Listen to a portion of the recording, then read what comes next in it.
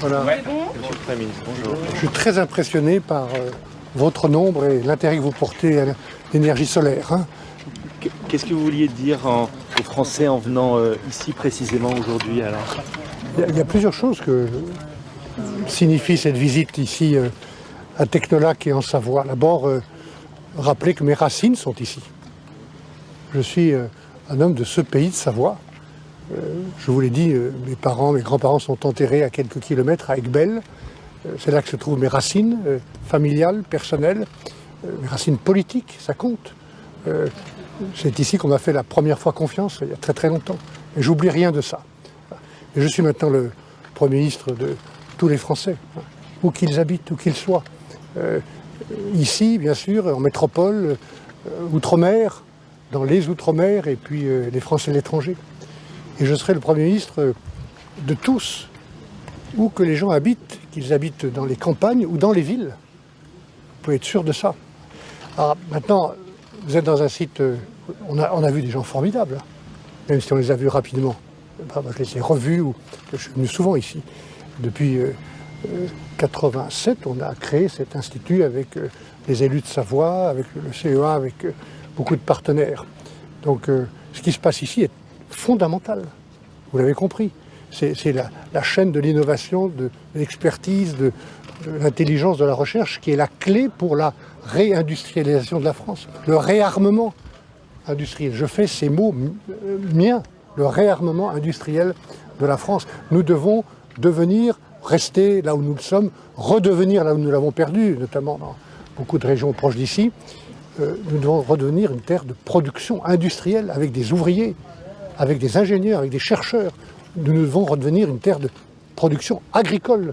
Il s'agit d'une question de souveraineté, on l'a dit tout à l'heure, avec la question de la souveraineté nationale et la souveraineté européenne aussi. Voilà, c'est mon point important. Donc c'était une visite symbolique pour la Savoie, mais aussi pour moi et pour ce signal que je veux donner de la production. La France doit être une terre de production.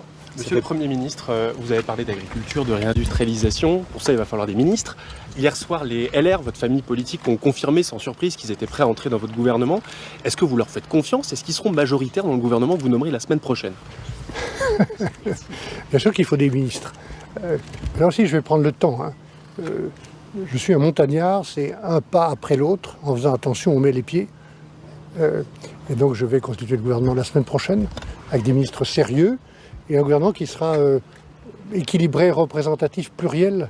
Et naturellement, ma famille politique, j'en suis très très heureux. Je vais aller les retrouver à Annecy, sénateurs et députés. J'ai des relations très amicales et très cordiales avec le président Larcher, avec Laurent Wauquiez, avec Bruno Retailleau et pour les parlementaires qui vont être là. Donc il n'y a pas de problème, chacun aura sa place. Et puis après, il y aura du travail pour tout le monde. Beaucoup de travail, beaucoup de ténacité, beaucoup de courage. Hein. Combien de ministres vous souhaitez nommer? Ils sont très nombreux à vouloir venir dans votre gouvernement. Oui, mais ça c'est plutôt un bon signe. Tout le monde n'aura pas une place. C'est plutôt un bon signe, mais chacun, il y a une place pour tout le monde au gouvernement, au Parlement, dans le travail que je veux. Je veux qu'on fasse avec les collectivités locales ici. Vous êtes ici, revenons à l'INES, hein, ça ne vous embête pas trop. Vous êtes dans un endroit qui n'aurait pas vu le jour sans une intelligence régionale et locale au départ, entre des élus locaux, des chercheurs, des instituts, l'INES, CEA et d'autres, se mettant ensemble. Tout ne viendra pas de Paris. Et je veux, à tout prix, vous le verrez dans la formation du gouvernement, favoriser le travail en commun avec les collectivités territoriales, quelles qu'elles soient. Chacun a sa place. On a besoin de tout le monde. Ce pays ne doit plus être centralisé comme il est aujourd'hui. Est-ce que vous avez des personnalités de gauche, monsieur le Premier ministre? Comment? Dont des personnalités de gauche, on vous voit avec des gens du Bloc central, des LR. Avec des sensibilités. Voilà. Après, j'ai ouvert ma porte, j'ai dit que j'étais prêt à recevoir tout le monde et je travaillerai avec tout le monde. J'ai dit dès le premier mot sur le perron de Matignon que je veux travailler dans le respect du Parlement et de toutes les forces, je dis bien toutes les forces politiques qui le constituent, parce que ces forces politiques, elles représentent des millions de citoyens, des millions de personnes. Et ces millions de personnes, qu'ils aient voté pour l'extrême gauche, le Front populaire ou le Front national, le Rassemblement national, ou qu'ils aient voté pour d'autres formations comme la mienne ou le Rassemblement, la majorité sortante, sont des gens qui ont voulu dire quelque chose. Donc on va écouter tout le monde. Monsieur Barnier, est-ce qu'il y aura des Savoyards dans ce gouvernement? Vous dites qu'on a besoin de tout le monde. Mais pourquoi vous êtes pressé comme ça? Prenez, je vous ai dit, chacun, à chaque étape, laissez-moi franchir les étapes une à une. Il y aura un ministre de l'immigration aussi, ou pas? Vous confirmez?